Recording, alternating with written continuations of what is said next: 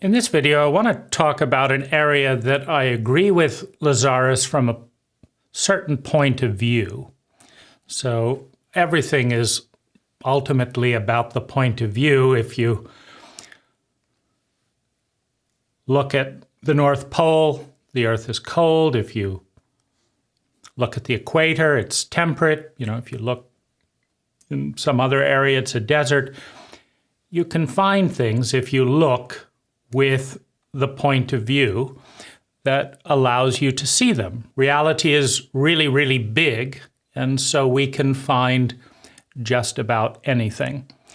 But one of the things that Lazaris said that never made much sense, except from this certain angle that I've glimpsed recently, is the fact that it's easier to succeed than it is to fail.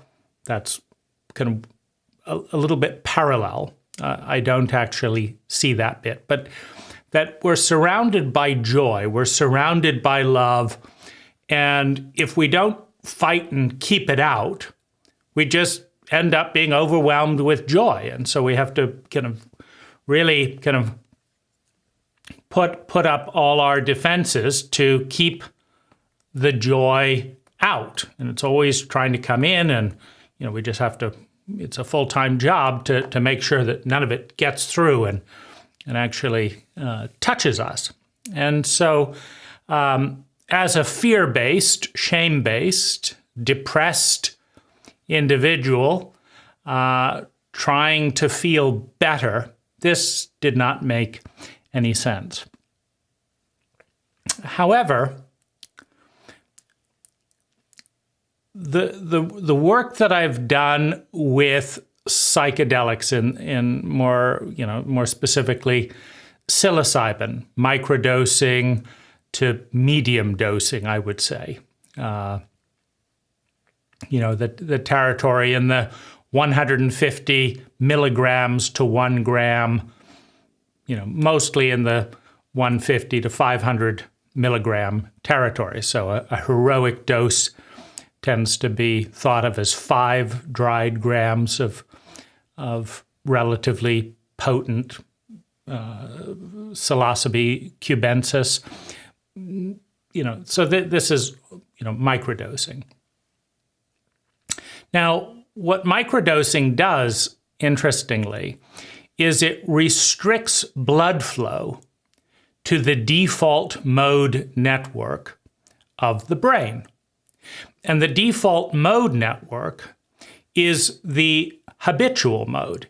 It's what you will do, what you will think, what you will feel by default. And that's a whole construct that is culturally induced in childhood and often unquestioned as we remain children of our cult, and sometimes challenged and rebelled against as adolescents.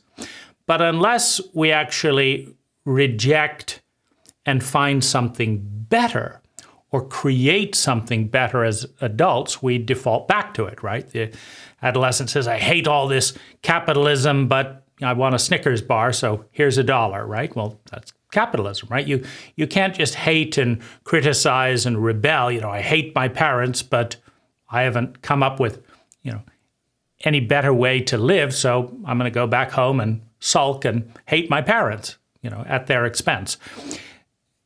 So it's the adult that, some of us in some areas manage to create something better, something different, better and different in some areas, right? We're it's not black or white. It's an iterative process, right? For some people, the internet was better and different, right? At 10 millibytes per second, right? Dial up, that was this huge improvement. And then it was, 5 megabytes a second. And now it's a terabyte, it's 300 megabytes, 600 megabytes per second. So it's an iterative process. And then people are, tuning out and blocking out, going off grid and all that. So it's an iterative process, but the goal is, you criticize something as the adolescent, but you make it and create it better as an adult, right? Otherwise, it's because all the adolescent can do is reject.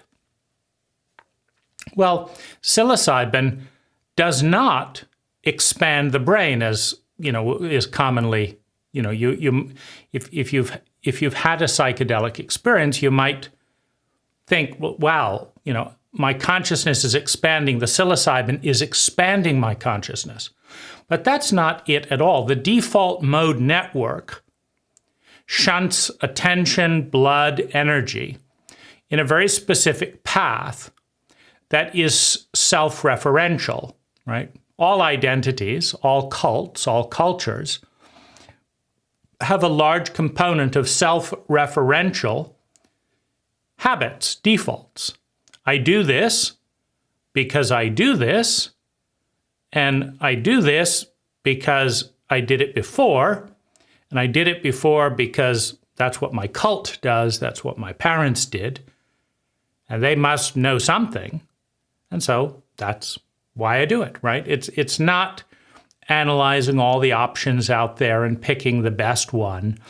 If it is, it's using, observing, and measuring systems that haven't been examined, right? You say, well, my parents, had this crappy car.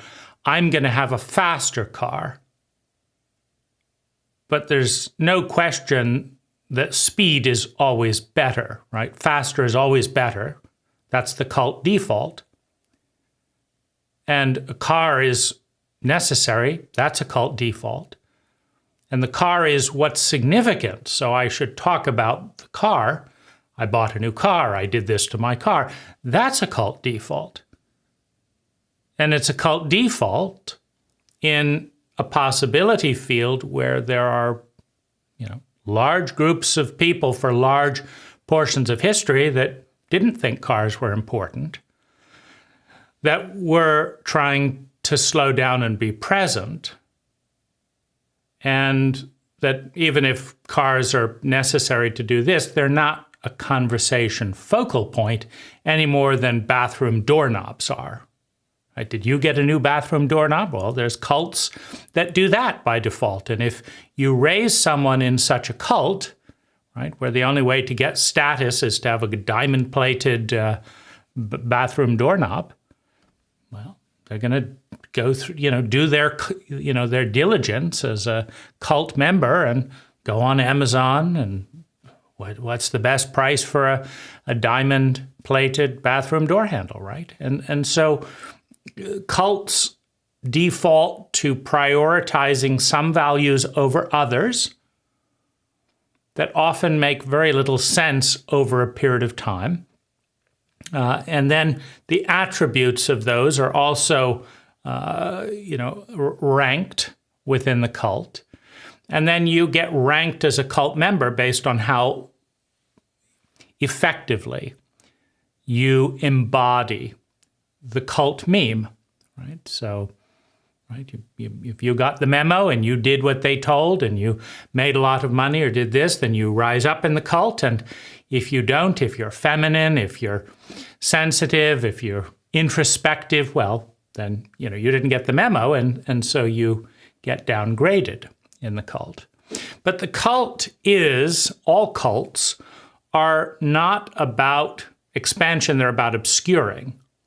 They're about putting up a pattern, a defense against the other, against what isn't the cult. And that creates cohesion. This is who we are. We're the people who drink coffee, who smoke cigarettes, who are now embarrassed to smoke cigarettes, who are now trying to cut down on coffee, who do this, who do that, and who measure ourselves based on this and this and this. And we all agreed to do that, and we all agreed to say, hey, how are you? And we all agreed to say, I'm wonderful, or I'm doing fine. And we all agree not to ask what that means, and to be productive and busy. Good cult values, productive and busy, doing something. You're keeping busy? Oh, very, very, very busy. I can't talk now. We rush into the house and wonder what we'll do next, right? Or perhaps we cram lots of things into our life so that we can not feel like hypocrites, because, clearly keeping busy is the most important thing. And so what psilocybin does is it doesn't expand the brain. It doesn't expand consciousness. What it does is it crimps the blood flow to the default mode network. And the default mode network is a series of filters that blocks out most of our awareness, most of our stimulation, most of the dimensions, and focuses it into the narrow bandwidth of our cult, which our identity, our pattern of thinking, feeling, speaking, doing, and being, is a replica of, right? We develop an identity. This is me doing all the same things that everyone else is. I'm speaking English too. I'm using the dollar. I'm using these reference points. I'm dressing in the same clothes. I'm doing the, I'm a cult member, and and these are the things that I do. So that falls away. And when the default mode network recedes into the background, all the stuff that it was obscuring comes into view, right? So the world appears bigger because we've removed the architecture of identity, of cult identity that the I has replicated and adopted and iterated, etc. And then there's a whole new world, right? If you let go of the English language, you can explore sounds that you've never made before because you're not defaulted into certain things. If you change the tonal frame, this is my monotone, right? I'm a good cult member, right? This is my identity. That's me making the monotone. That's my sound. Has a little bit of variation, but nothing like the full range. I'm not singing. Why not? It's more fun, right? And so the default mode network is to keep the vast majority of ecology out. It keeps our connection with all that is out, right? We in our little cult say that I am a separate individual. And as we say that, we're breathing in the shit of trees, right? The trees exhale, and we inhale. And we exhale, and the trees breathe in our shit, right? And that's happening all the time, or we don't exist. You see, and it's a little bit of a stretch, right? It's a little bit cult-like to overlook the fact that I am 100% interconnected with trees. That without trees, I don't exist. Which means I'm not that separate from trees, right? And without the planet, the trees don't exist, which means I'm not that separate from the planet. Without the planet, right? Without the sun, the planet doesn't exist as we think of it.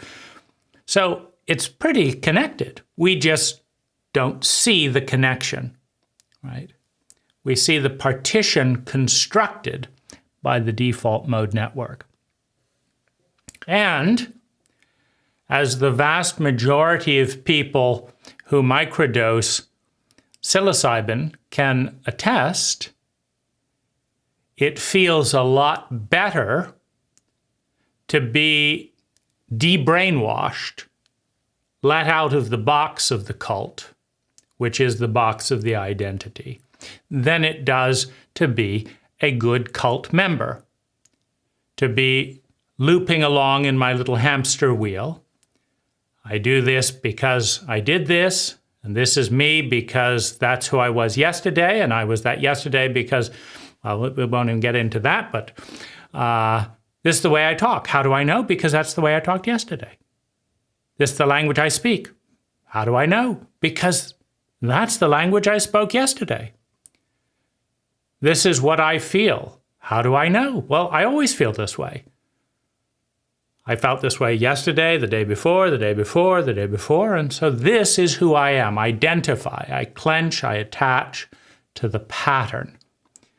And all patterns are simply repeats of the past, which are repeats of the past, right?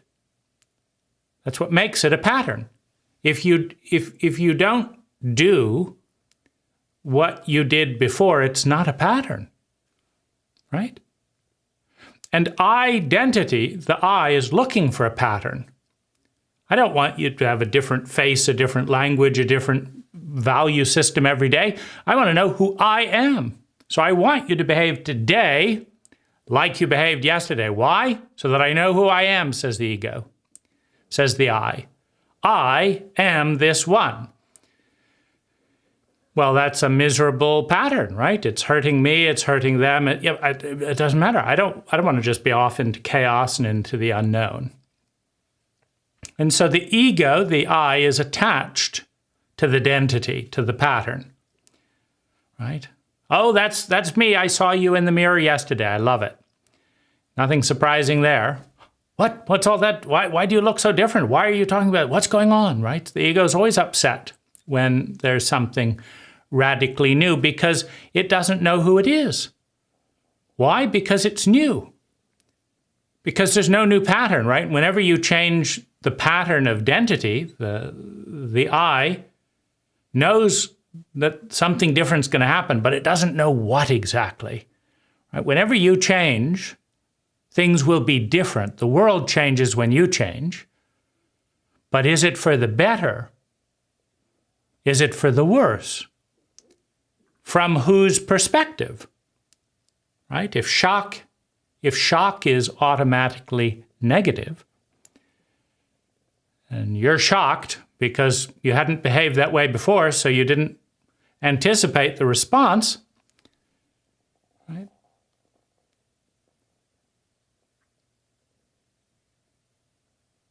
If you're shocked every time you're different,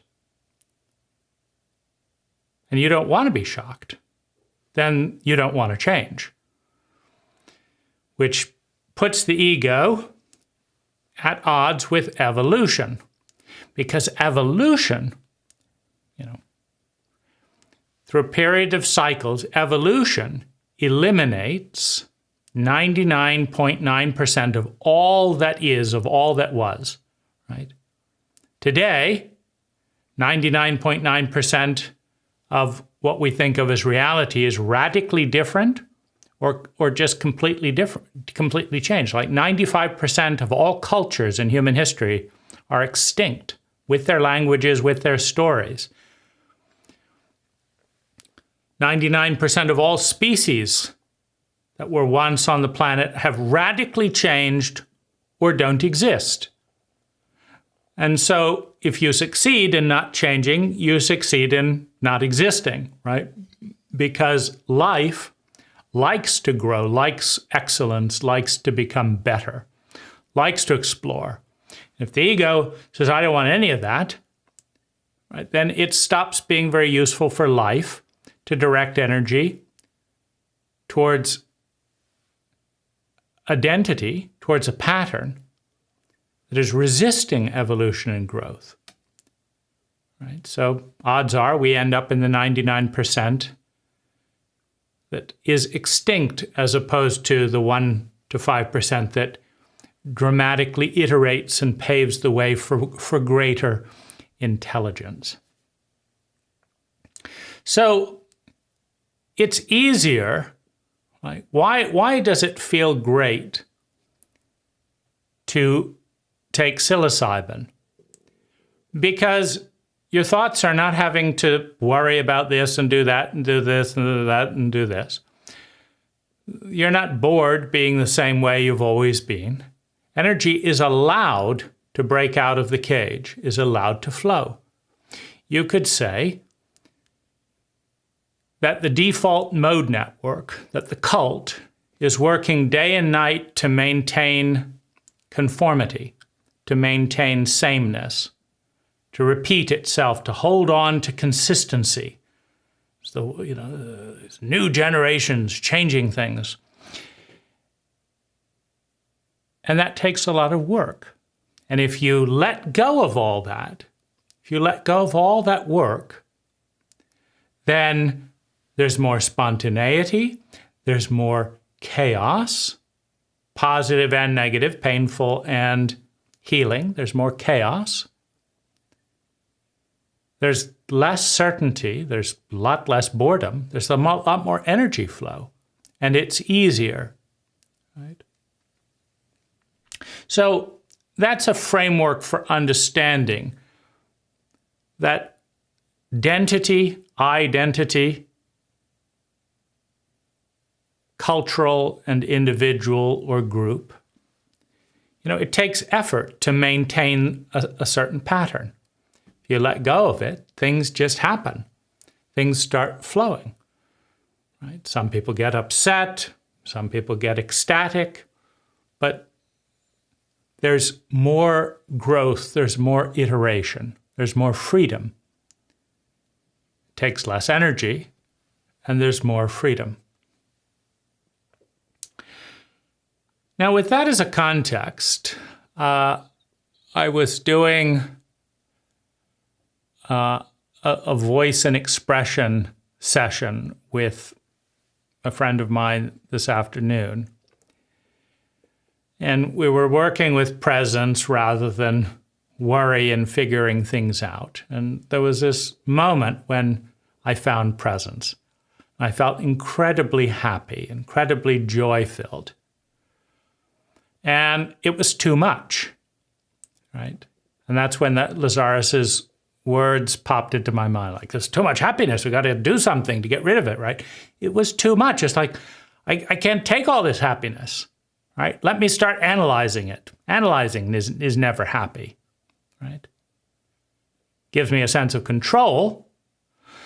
I can relax. I'm not overwhelmed with joy, but it's not happy. Right? So I love analyzing things, and it quickly bursts the bubble. That's that, that's that, that's that, that's that. I'm so delighted. All the happiness and joy has collapsed, and I have a clear system in my mind, right? I'm in control. Right, so, I was just starting to get anxious about how happy I was, right? So I just kept it to 2 or 3 minutes. But I've had a number of those experiences recently, doing breathing meditation. The first time I did it, overcome with joy, ecstasy. And it's like, wow, it is so easy to feel joy-filled, to feel energy, to feel happy.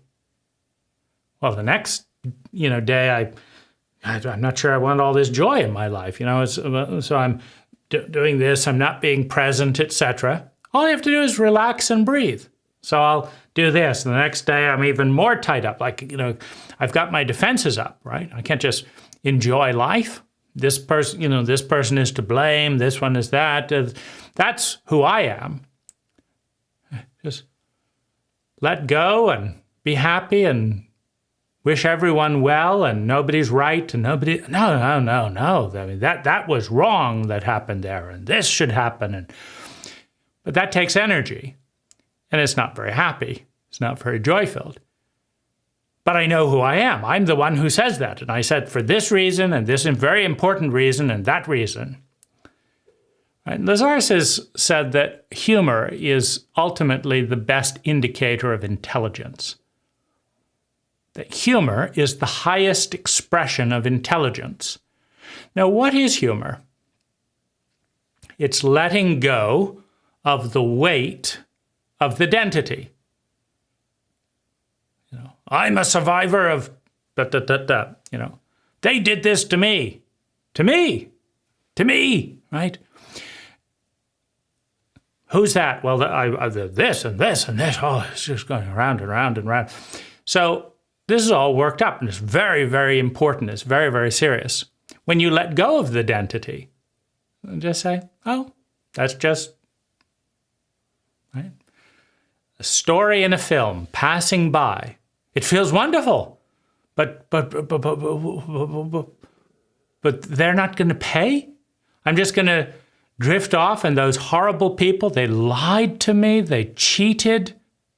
Now I have to remember, like, they lied, they did this, that's a lie, no doubt about it.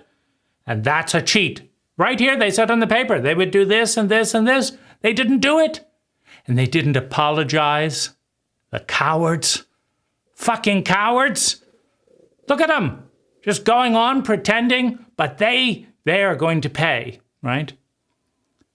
So this is the identity. Now, I feel great, right? Energized. I know who I am. I know who I was. I know why I was.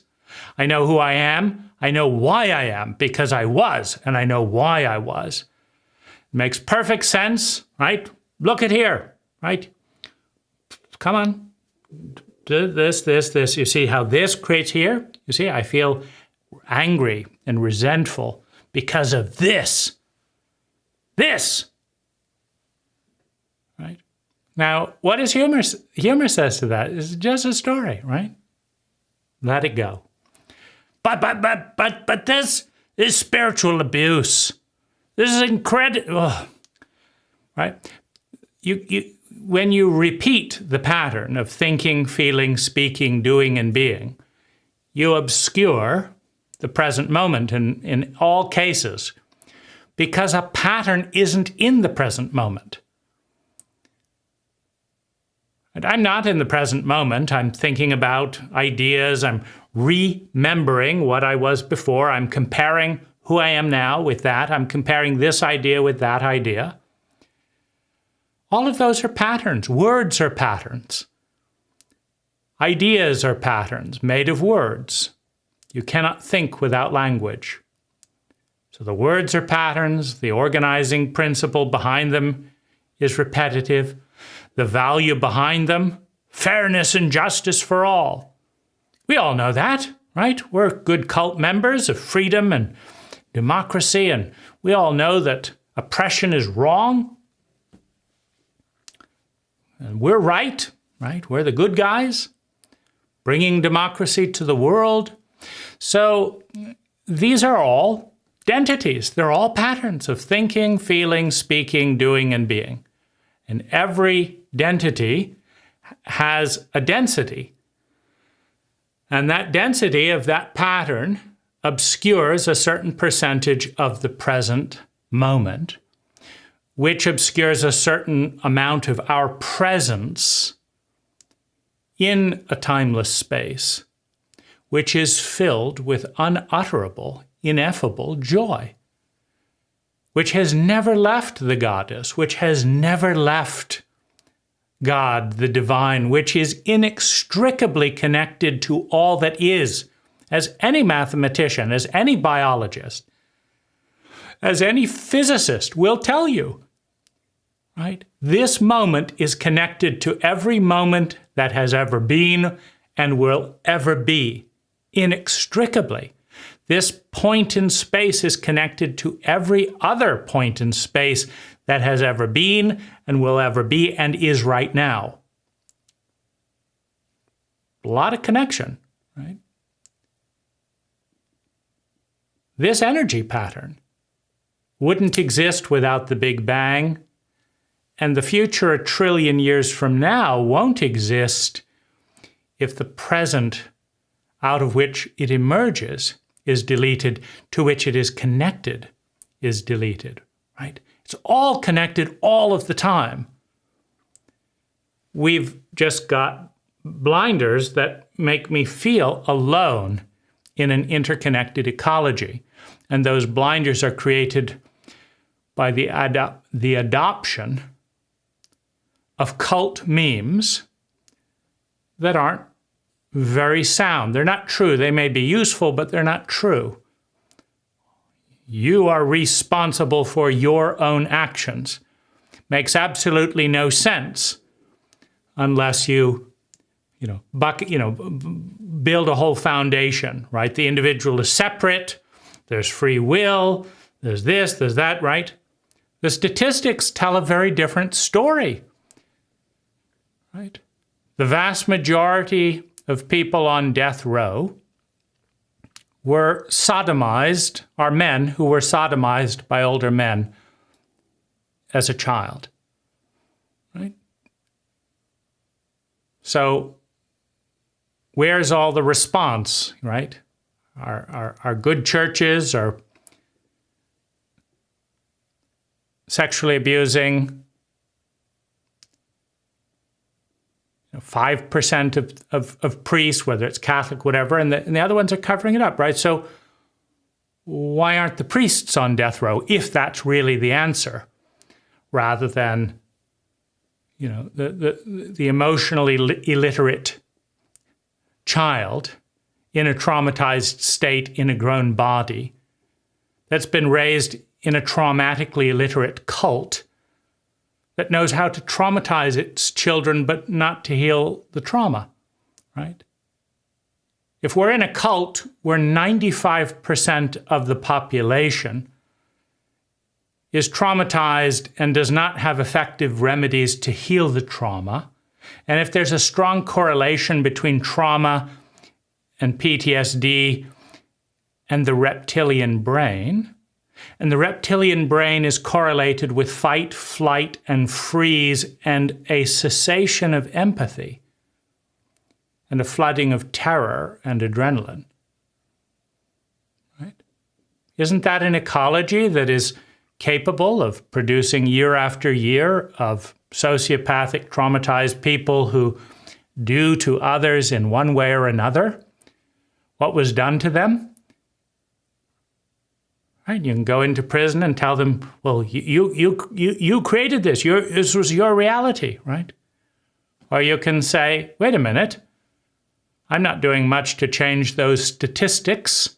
How many of my neighbors have I given a traumatic literacy test to, or given some books to, or opened up a class, or raised the issue, or written a newspaper or article? I'm not actually changing that, so I'm creating a traumatically illiterate cult by allowing that to continue and by maintaining my own illiteracy, right? How many of you have read The Body Keeps the Score? It's a good starting point of this territory, right? I didn't know it existed until a stranger in a cafe set me on the path. And then suddenly, once you know, then you know what you didn't know before, right? But that itself is also a great, source of righteousness. This is wrong and that's wrong and the whole cult is fucked up. It is. It's all fucked up. And yet that doesn't, how can the joy get through that mesh, right? We have to build that over and over again, right? Here I am at night, a lovely wife waiting for me in the living room, delighted to make love, happy to cuddle.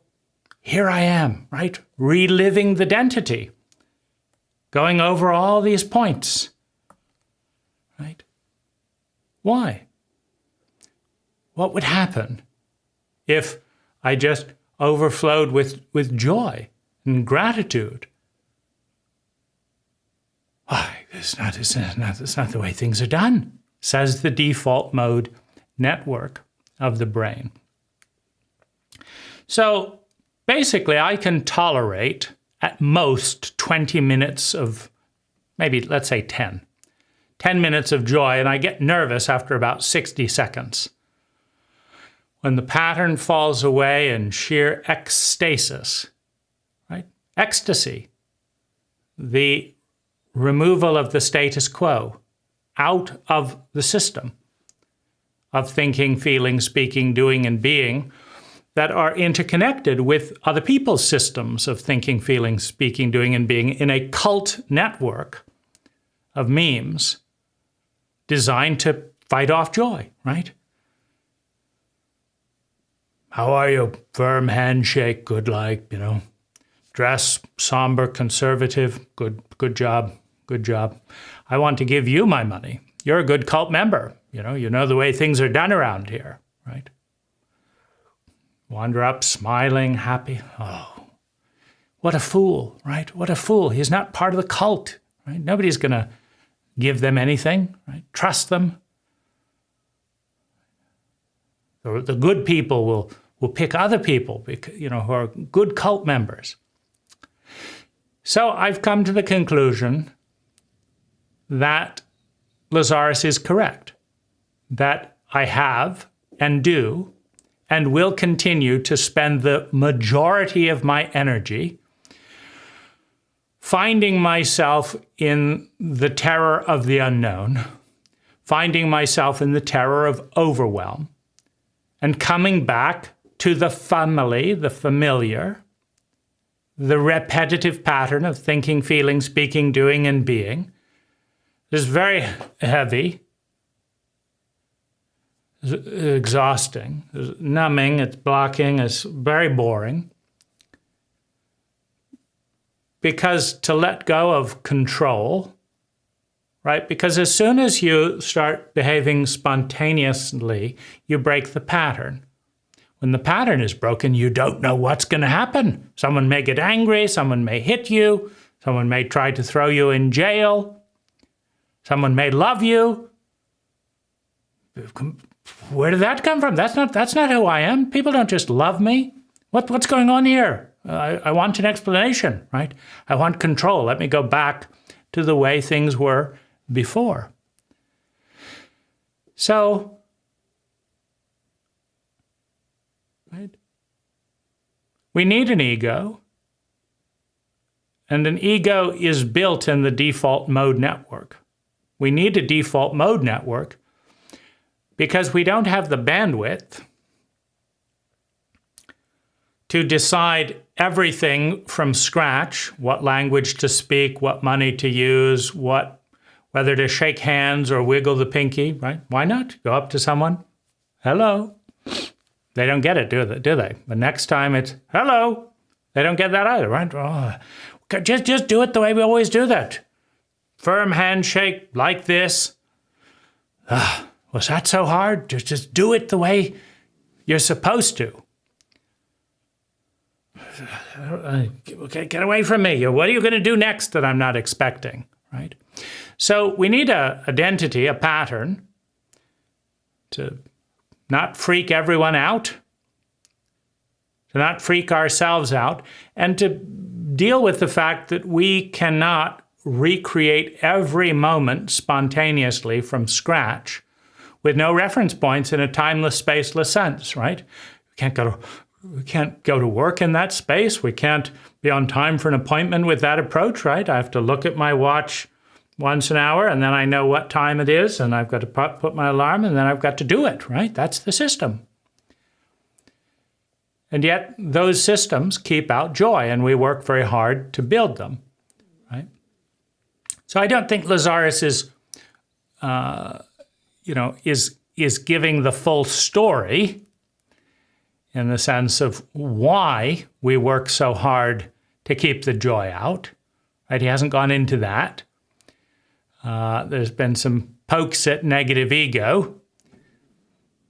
But, at some level, you could say all ego is negative because it's all repetitive. It's all predictable, which means it's out of sync with the present moment, right? But where's the alternative? Lazaris is also repetitive. Lazaris has a pattern of thinking, feeling, speaking, doing, and being. Right? They always say they close with love and peace, and with love and peace, right? Why? Why they don't why don't they close with joyful wonder sometime? Why don't they go to the unsafe space sometime, right? Is it always this and this and this, right? There's an identity of Lazaris. He always sounds like this. He always does this. It makes me feel comfortable. I know what to expect with Lazaris. I know what to expect with Lazaris people, right? They always do this, they do that. They always talk about creating their own reality and this and that. So if I want that, I know where to go, right? They always do that, right? They don't just suddenly start hugging people. It's like, that's not Lazaris people. No, they feel guilty, they didn't create it good enough, and this and that, they do this, they do that. 90% of them do this, 50% do that, right? For decades, right? So there's identity. They don't confront concept synergy directly. They always do it little whispers, right? Maybe they're in negative ego, right? So that's the identity, right? So why not change all of that and feel the joy of the moment? Oh, right, it's overwhelming. So my tolerance for joy, as I say, it's, 0 a lot of days. And then if I stumble into it, it's like I did a breathing exercise. I couldn't come up with enough anxious thoughts during that to distract me. Then I feel an ecstatic, beautiful moment. And it's like, what do I do with this? What do I do with this? Right? And so I'm busy, come up with some thoughts, and usually within 60 seconds, I can knock it down again. But that took work. The identity takes work. The cult takes work, right? Supervising the Jach and Lazaris forum takes work, right? So consent forms, you will not use the name of Lazaris, do this, you have to write for this and do this, or you'll be sued or kicked off the forum, right? That all takes work. It's not fun, right? We want to maintain the identity. This is the way it is. It's not like this, it's like this, and we are this, and this is what spiritual people look like, and they don't look like this. It's all this humor, right? Don't take it so seriously. The whole thing is a joke, right? Busy taking notes and doing this. The whole thing is a joke. The joke is funny, and laughing is easy. Ecstasy is easy. It's coming up with the narrative of why you have to go back to work on Monday and do this, and I've got to stop having fun this, and that takes some effort, right? But the ecstasis, the leaving of the system, that's easy, right?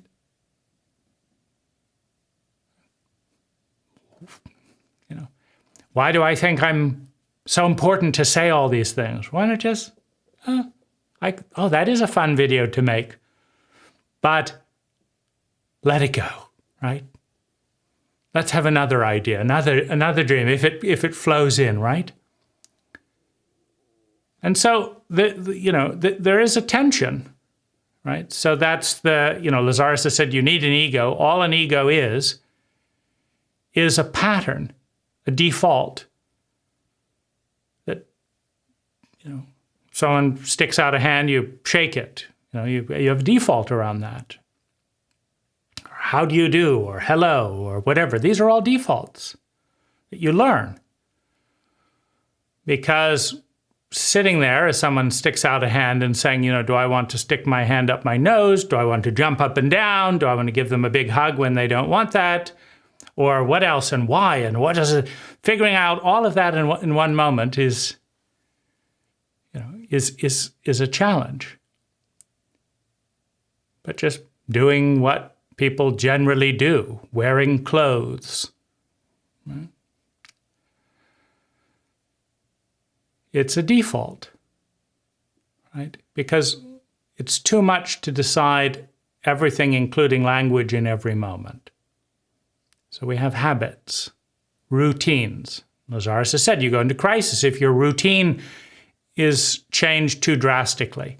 That's what the identity is, a routine. A routine of thinking, a routine of feeling, a routine of speaking, a routine of doing, and a routine of being.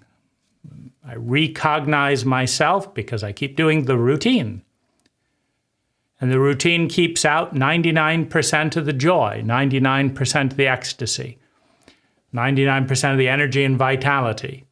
I let this little bit in, I'm scared because it might take over. Why? I learned that from my parents. They were terrified of my exuberance. So I began looking at them. Are they going to hit me if I do this? Or they're so upset if I do something that surprises them. So I'll just do the same thing and look over my shoulder and make sure no one's mad at me. Right? That's my new routine. Great, I'm not being hit anymore. Take care.